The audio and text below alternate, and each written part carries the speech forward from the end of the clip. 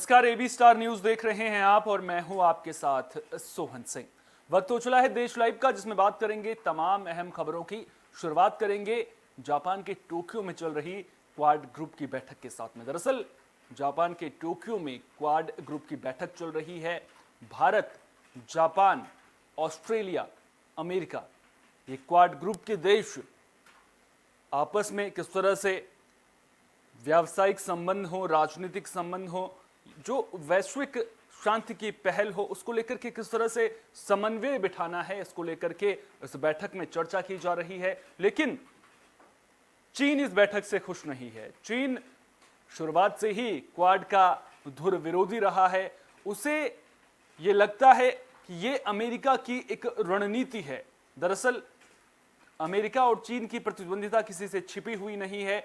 दोनों ही देश एक दूसरे से आगे बढ़ने की होड़ में जी जान से लगे हुए हैं। लगातार चीन ये चाहता है कि उसकी अर्थव्यवस्था 2049 तक अमेरिका से भी आगे निकल जाए। लेकिन दूसरी तरफ हिंद प्रशांत क्षेत्र में जिस तरह से चीन अपना दबदबा बढ़ाने की कोशिश कर रहा है, उस पर कहीं ना कहीं क्वाड ग्रुप भारी पड़ता हुआ नजर आ रहा है। अब ऐसे में इस बैठक में अब तक क्या कुछ खास हुआ है, चारों राष्ट्र प्रमुखों ने इस बैठक के दौरान क्या कुछ अहम बातें कही हैं, प्रधानमंत्री नरेंद्र मोदी ने क्या कुछ कहा है, वो भी हम आपको बता देते हैं। दरअसल इस बैठक में चारों देशों के राष्ट्र प्रमुखों के बीच यूक्रेन रूस जंग समेत कई मुद्दों पर चर्चा हुई।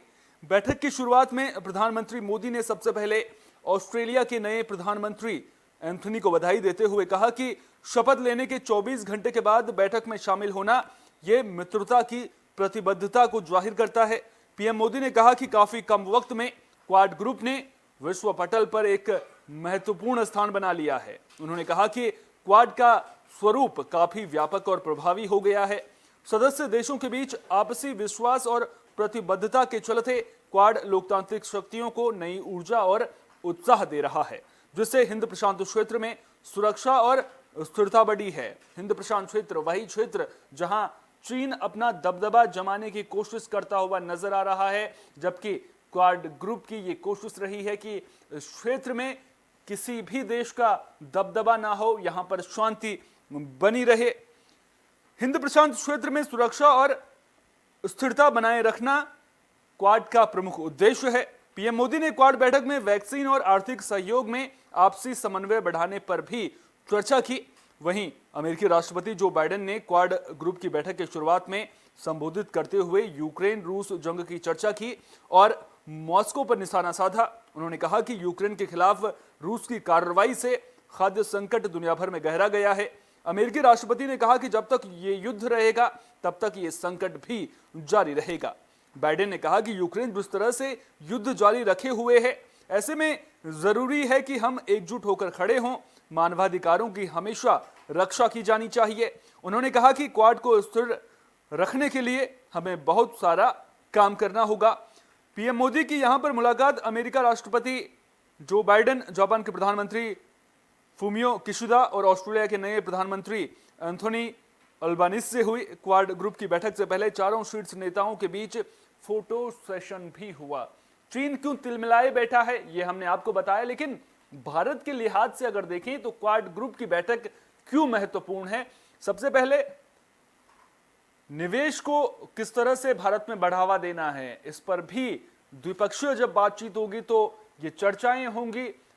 सभी राष्ट्र प्रमुखों के साथ में प्रधानमंत्री नरेंद्र मोदी की द्विपक्षीय वार्ता भी होनी है। भारत में निवेश के दरवाजे इससे खुलने का अनुमान लगाया जा रहा है और जापान और भारत के बीच में जो आपसी रिश्ते हैं वो व्यापार जगत में किस तरह से फलेंगे फूलेंगे, इस पर भी नजरें लगातार बनी रहेंगी। साथ ही साथ चीन जो भारत के लिए कहीं ना कहीं खतरा बनता हुआ नजर आ रहा है, जिस तरह की गतिविधियां चीन की पिछले कुछ वक्त से रही हैं, जिस तरह से चीन ने अगर भारत के पूर्वी क्षेत्र की बात करें तो वहां पर दबदबा बनाने की कोशिश करता हुआ नजर आया है। जिस तरह से घुसपैठ की खबरें भी लगातार सामने आई थी हाल के महीनों में। तो ऐसे में इस बैठक और इन चारों देशों के बीच में आपसी समन्वय बेहद जरूरी हो जाता है। देखना दिलचस्प होगा कि अब आने वाले दिनों में इस बैठक के क्या कुछ सुखद परिणाम देखने को मिलते हैं।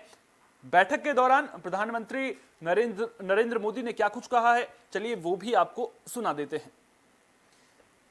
आज क्वाड का स्कोप व्यापक हो गया है और स्वरूप प्रभावी हो गया है। हमारा आपसी विश्वास, हमारा डिटर्मिनेशन लोकतांत्रिक शक्तियों को नई ऊर्जा और उत्साह दे रहा है। क्वाड के स्तर पर हमारे आपसी सहयोग से एक फ्री, ओपन और इंक्लूसिव इंडो पैसिफिक क्षेत्र को प्रोत्साहन मिल रहा है, जो हम सभी का साझा उद्देश्य है। कोविड-19 की विपरीत परिस्थितियों के बावजूद हमने vaccine delivery, climate action, supply chain resilience, disaster response और आर्थिक सहयोग जैसे कई क्षेत्रों में आपसी समन्वय बढ़ाया है। इससे इंडो पैसिफिक में शांति, समृद्धि और स्थिरता सुनिश्चित हो रही है।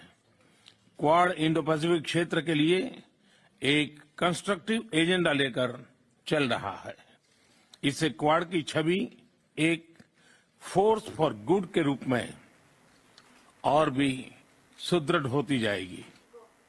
बुलेटिन में अब बात अंडरवर्ल्ड डॉन दाऊद इब्राहिम की भी कर लेते हैं। दरअसल दाऊद इब्राहिम को लेकर बड़ा खुलासा हुआ है और यह खुलासा किसी और ने नहीं बल्कि दाऊद इब्राहिम के भांजे ने खुद ब खुद किया है। ईडी ने जब सख्ती से पूछताछ की तो दाऊद इब्राहिम के भांजे ने उसका ठिकाना बताया है। तो अंडरवर्ल्ड डॉन दाऊद इब्राहिम को लेकर बड़ा खुलासा हुआ है। दाऊद इब्राहिम इस वक्त कहां है, इसको लेकर दाऊद इब्राहिम के भांजों ने बड़ी जानकारी दी है। दाऊद के भांजे अली शाह पारकर से जब ईडी ने पूछताछ की तो इस दौरान अली शाह पारकर ने बताया कि दाऊद अभी पाकिस्तान के कराची में रह रहा है। अली शाह ने ईडी को पूछताछ में और भी कई अहम जानकारी दी है। अली शाह ने बताया कि उसका परिवार और वो दाऊद के संपर्क में नहीं है। दाऊद की पत्नी महजबीन त्योहारों के दौरान उसकी पत्नी और बहनों से संपर्क करती है।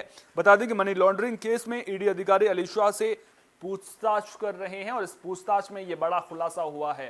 तो दाऊद इब्राहिम को लेकर के यह बड़ा खुलासा हुआ है। दरअसल दाऊद इब्राहिम की डी कंपनी के लिंक जब नवाब मलिक से जुड़े हुए मिले थे, उसके बाद से इस पूरे मामले को लेकर के ईडी तेज कार्रवाई करती हुई नजर आ रही है। लगातार दाऊद इब्राहिम के सहयोगियों के ठिकानों पर छापेमारी की जा रही है। नवाब मलिक को भी, जो महाराष्ट्र के मंत्री हैं, उन्हें गिरफ्तार किया गया है। उनको लेकर के भी जो ईडी का आरोप पत्र था उसे कोर्ट ने संज्ञान में लिया है और ऐसे में नवाब मलिक की मुश्किलें तो वहां बढ़ती हुई नजर आ रही हैं। लेकिन दूसरी ओर पड़ोसी पाकिस्तान, वहां पर दाऊद इब्राहिम छिपकर बैठा हुआ है। यह खुलासा दाऊद इब्राहिम के भांजे ने किया है, जिसके बाद पाकिस्तान की कार्यशैली को लेकर के भी कहीं ना कहीं सवाल खड़े हो रहे हैं। जो पाकिस्तान दुनिया के सामने खुद को अच्छा दिखाने की कोशिश करता हुआ नजर आता है, ऐसे में सवाल उठता है कि पाकिस्तान की असल सच्चाई दुनिया के सामने एक बार फिर से आती हुई नजर आ रही है।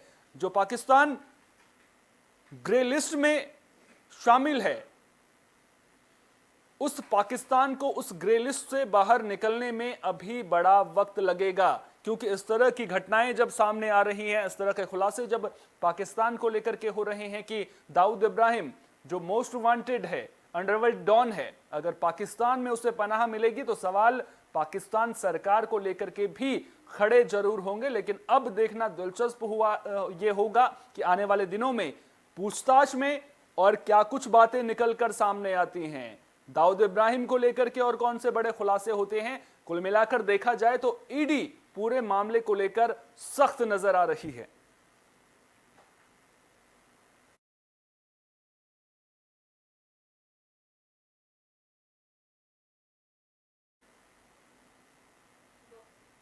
बुलेटिन में अब बात झारखंड की पावरफुल आईएएस पूजा सिंघल की भी कर लेते हैं। दरअसल एक बार फिर से पूजा सिंघल के ठिकानों पर ईडी ने छापा मारा है। तो ईडी की कार्रवाई से जुड़ी ये बड़ी खबर सामने आ रही है। मंगलवार यानी कि आज फिर से ईडी की छापेमारी चल रही है। ईडी की टीम पूजा और उसके संबंधियों के 6 ठिकानों पर रेड कर रही है। जानकारी के मुताबिक रांची और मुजफ्फरपुर में आज सुबह 7:30 बजे से ईडी की टीम रेड की कार्रवाई कर रही है। सूत्रों से मिली जानकारी के मुताबिक ईडी को अब अनिल झा नाम के शख्स की तलाश है। अनिल झा के नेताओं और नौकरशाहों से बेहतर ताल्लुकात हैं। माना यह जा रहा है कि पैसे से लेन देन में उसकी भूमिका है। अनिल झा ही पैसे पहुंचाने का काम करता था। ईडी इसकी तस्दीक करना चाहती है कि पूजा सिंघल प्रकरण में यह नया कैरेक्टर और क्या कुछ काम करता था। बिहार प्रशासनिक सेवा के पदाधिकारी के तौर पर काफी वक्त तक कार्यरत थे। झारखंड बंटवारे के बाद वे झारखंड चले गए और रांची के साथ साथ दुमका में सक्रिय रहे। माना जा रहा है कि अनिल झा अभिषेक के पिता कामेश्वर झा का आदमी है। इस वजह से ईडी मुजफ्फरपुर में कामेश्वर झा के आवास पर भी कार्रवाई कर रही है। बता दें कि मनी लॉन्ड्रिंग और मनरेगा घोटाला के संबंधित भ्रष्टाचार के मामले में पूजा सिंघल, पति अभिषेक झा और उसका सीए सुमन सिंह फिलहाल जेल में है। सुमन सिंह के ठिकानों से ईडी की छापेमारी के दौरान 19 करोड़ 41 लाख की रकम बरामद की गई थी। पूजा सिंघल के पति अभिषेक झा द्वारा बनाए गए पल्स हॉस्पिटल में शेल कंपनियों के पैसे लगाए जाने का भी आरोप है। कई जिलों में डीसी रहते पूजा सिंघल पर मनरेगा घोटाले की जांच चल रही है। पूजा सिंघल पर झारखंड की खान सचिव रहते सीएम हेमंत सोरेन को लाभ पहुंचाने और खनन लीज लेने का भी आरोप है। बताया जा रहा है कि पूजा सिंघल से शादी के बाद उसके पावर का इस्तेमाल करते हुए पति अभिषेक झा और ससुर कामेश्वर झा ने भी बहुत पैसे बनाए।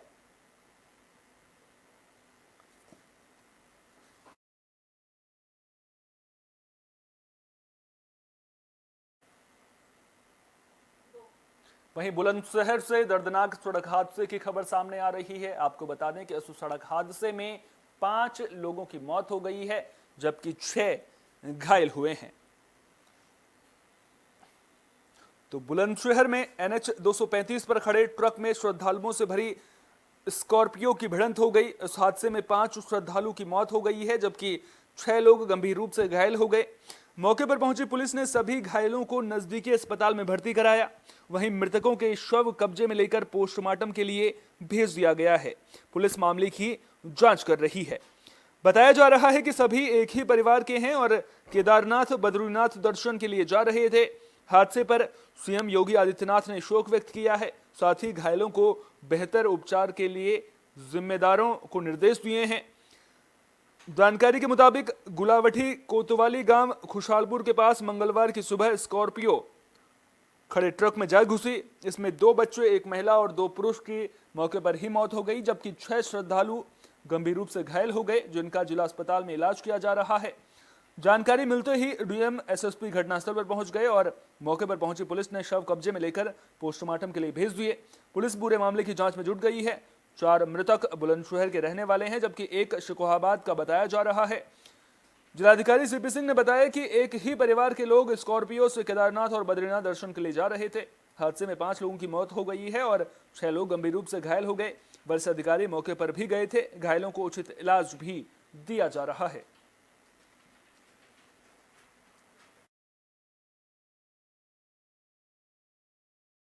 ये केदारनाथ जा रहे थे घूमने। तो हादसा कितने बजे हुआ और आपको कैसे ये समथिंग हादसा हुआ 4:20-22 के बीच में हुआ। आपको किस तरह की जानकारी मिली कि ये ऐसा हमारे घर के सामने रहते हैं ये, तो हमारी भतीजी ने फ़ोन करा कि ताऊ जी ऐसे ऐसे हमारे जो एक्सीडेंट हो गया गाड़ी का। घर से कब निकले थे? तो घर से हम 4:30 बजे आ गए थे। ये लोग यहाँ से जो रात को गए 11 बजे, ये फिर अलीगढ़ जाने के बाद वहाँ से वापसी हुए और बीच रास्ते में जो घर पे आए 4 बजे, उसके बाद गए यहाँ से 4 बजे खुशहालपुर के पास हुआ है 4 बजे करीब। तब पहला कॉल 4:20 के आसपास हुआ। तब तक कितने लोगों की मौत हुई? टोटल 5 लोग खत्म हुए हैं इसमें। 2 बच्चे हैं, 3 यंग हैं। बुलंदशहर मेरठ हाईवे पर सुबह लगभग 4:30 बजे एक बहुत ही दुर्भाग्यपूर्ण दुर्घटना घटी है। एक स्कॉर्पियो में एक परिवार के लगभग 10 लोग सवार होकर के केदारनाथ जी का दर्शन करने जा रहे थे। एक खराब होकर के किनारे ट्रक खड़ा हुआ था, उसमें स्कॉर्पियो टकरा गई और मौके पर 2 बच्चे, 1 महिला और 2 पुरुष समेत 5 लोगों की असामयिक मृत्यु हुई है। 6 लोग घायल हुए हैं जिनमें 3 लोगों को मेरठ मेडिकल कॉलेज रेफर कर दिया गया है। मैं और एसएसपी साहब पूरी टीम के साथ पूरा राहत बचाव कार्य कर रहे हैं और यहाँ हम लोग अस्पताल में जो घायल हैं उनका इलाज भी कराया जा रहा है और आवश्यक कार्रवाई की। वहीं कर्नाटक के हुबली से भी दर्दनाक हादसे की खबर सामने आ रही है। यहां हुए दर्दनाक हादसे में 7 लोगों की मौत हो गई है। तो कर्नाटक के हुबली में मंगलवार को भीषण सड़क हादसा हुआ है। यात्री बस और लॉरी की जबरदस्त टक्कर में 7 की मौत हो गई, जबकि 26 घायल हुए हैं। हादसा हुबली के बाहरी इलाके में हुआ है। मामले में एफआईआर दर्ज कर ली गई है और घायलों को नजदीक के अस्पताल ले जाया गया है।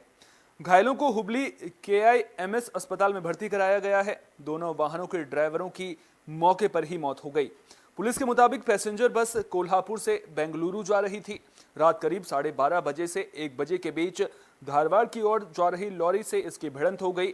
पुलिस के मुताबिक बस ड्राइवर लॉरी को ओवरटेक करने की कोशिश कर रहा था, जिसकी वजह से ये हादसा हुआ है। मामले में एफआईआर दर्ज कर ली गई है और जांच की जा रही है।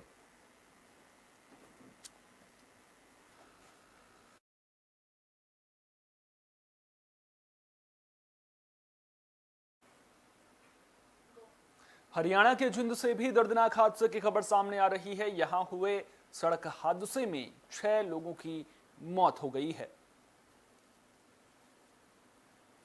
तो हरियाणा में भी बड़ा दर्दनाक हादसा हो गया। जींद में ट्रक और पिकअप की टक्कर हो गई। इसमें पिकअप सवार 6 लोगों की मौके पर ही मौत हो गई, जबकि 17 लोग गंभीर रूप से घायल हैं। मरने वाले सभी एक ही परिवार के बताए जा रहे हैं। सभी परिवार के मुखिया की मौत के बाद हरिद्वार से अस्थियां विसर्जित करके लौट रहे थे। जींद चंडीगढ़ मार्ग पर गांव कंडेला के पास मंगलवार सुबह यह दर्दनाक हादसा हुआ। ट्रक और पिकअप की टक्कर हो गई। टक्कर इतनी जबरदस्त थी कि आवाज आसपास के गांवों में भी सुनाई दी। सभी हिसार जिले के गांव नारनौंद के रहने वाले बताए जा रहे हैं। घायलों ने बताया कि हिसार जिले के गांव नारनौंद निवासी प्यारेलाल की पिछले दिनों मौत हो गई थी। सोमवार को परिवार के लोग पिकअप गाड़ी लेकर अस्थियां विसर्जन करने के लिए हरिद्वार गए थे। मंगलवार सुबह जब हरिद्वार से वापस नारायण लौट रहे थे तो गांव कंडेला के निकट जींद से कैथल की ओर जा रहे ट्रक से पिकअप की सीधी टक्कर हो गई। हादसे में पिकअप का आगे का हिस्सा पूरी तरह से क्षतिग्रस्त हो गया। हादसा होने का पता चलते ही डायल 112 की टीम मौके पर पहुंची और घायलों को नागरिक अस्पताल में दाखिल करवाया, जहां डॉक्टर्स ने 6 को मृत घोषित कर दिया, जबकि 17 घायलों का इलाज चल रहा है। सदर थाना प्रभारी दिनेश कुमार ने बताया कि हादसा आमने सामने की टक्कर में हुआ है। सभी घायलों को अस्पताल लाया गया है। चालक हादसे को अंजाम देकर ट्रक को मौके पर छोड़कर भाग गया है। ट्रक को कब्जे में ले लिया गया है।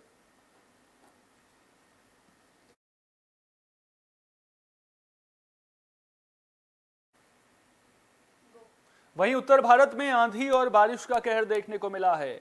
अलग अलग जगहों पर करीब 39 लोगों की मौत हो गई है। बिजली के खंभे टूटकर गिर गए, पेड़ टूटकर गिर गए, जिसकी वजह से ये हादसे हुए हैं। तो दिल्ली एनसीआर समेत उत्तर भारत के कई राज्यों के मौसम में बदलाव से तेज आंधी तूफान के साथ जोरदार बारिश हुई। यूपी में आंधी से कई जगह पेड़ और बिजली के खंभे उखड़ गए। इनकी चपेट में आने से प्रदेश में 21 लोगों की मौत हो गई। हरियाणा में झोपड़ी में सो रहे एक व्यक्ति की मौत हो गई और फरीदाबाद में करंट लगने से युवती की जान चली गई। पंजाब में 4, बिहार में 5 और मध्य प्रदेश में आंधी से 5 की जान जाने की खबर सामने आई है। वहीं मैहर में रोपवे की 28 ट्रॉलियों में 80 यात्री 1.5 घंटे तक हवा में फंसे रहे। हरिद्वार में 2 लोगों की मौत हो गई। उत्तराखंड, पंजाब, हरियाणा, चंडीगढ़, दिल्ली, यूपी और पूर्वी राजस्थान में भी आज अलग अलग इलाकों में हल्की बारिश का अनुमान मौसम विभाग ने जताया था। इसके अलावा हिमाचल प्रदेश और उत्तराखंड में कल भी बारिश की संभावना जताई गई है। जम्मू कश्मीर, हिमाचल प्रदेश और उत्तराखंड में भी बारिश होने का अनुमान है। अगले 2 दिनों के दौरान बिहार, झारखंड, पश्चिम बंगाल और उड़ीसा में भी छिटपुट मध्यम बारिश होने की संभावना जताई गई है। यूपी में मौसम विभाग ने आज के लिए येलो अलर्ट जारी किया है। यूपी में मौसम का मिजाज अचानक बदलने से भीषण गर्मी के बीच लोगों ने राहत की सांस ली है।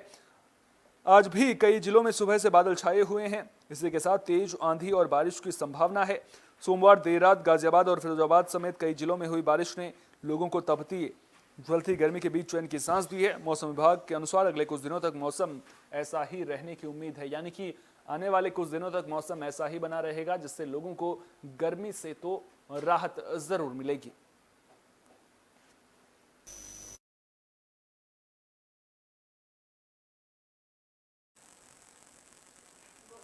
बुलेटिन के आखिर में बात कोरोना की भी कर लेते हैं। दरअसल देश में कोरोना अब धीरे धीरे खत्म होने लगा है। पिछले 24 घंटे की बात करें तो पिछले 24 घंटे में 2000 से भी कम मामले सामने आए हैं। पिछले 24 घंटे में 1675 नए कोरोना केस सामने आए हैं, जबकि 1635 लोग कोरोना से ठीक हुए हैं। स्वास्थ्य मंत्रालय की ओर से जारी किए गए आंकड़ों के मुताबिक पिछले 24 घंटों में कोरोना से 31 लोगों की मौत हो गई। वहीं देश में अब कोरोना के एक्टिव मामले 14,841 ही बचे हैं। डेली पॉजिटिविटी रेट की बात करें तो ये 0.41% है।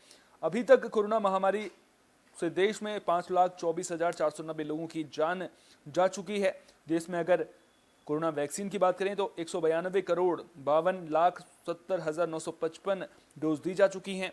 पिछले 24 घंटे में 13,76,878 लोगों को कोरोना वैक्सीन की डोज दी गई।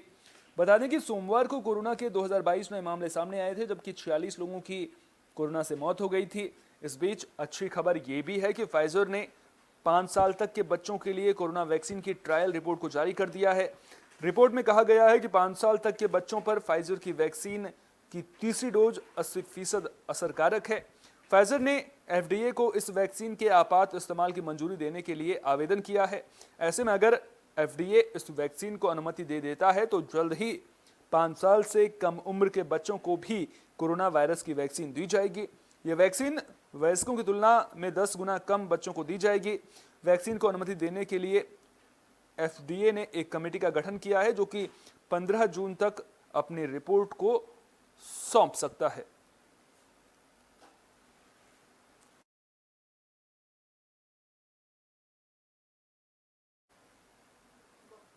तो कोरोना के मामले अब कम होने लगे हैं, यानी कि धीरे धीरे कोरोना खत्म होता हुआ नजर आ रहा है। इस बीच फाइजर की वैक्सीन को अगर मंजूरी मिलती है तो ये एक बहुत बड़ी राहत की बात होगी, क्योंकि इसके बाद 5 साल से कम उम्र के जो बच्चे हैं उनको भी टीका लगना शुरू हो जाएगा। देश लाइव में फिलहाल के लिए इतना ही। देश दुनिया की तमाम अहम खबरों के लिए बने रहिए AB स्टार न्यूज के साथ, क्योंकि यहां पर खबरों का सिलसिला कभी नहीं थमता।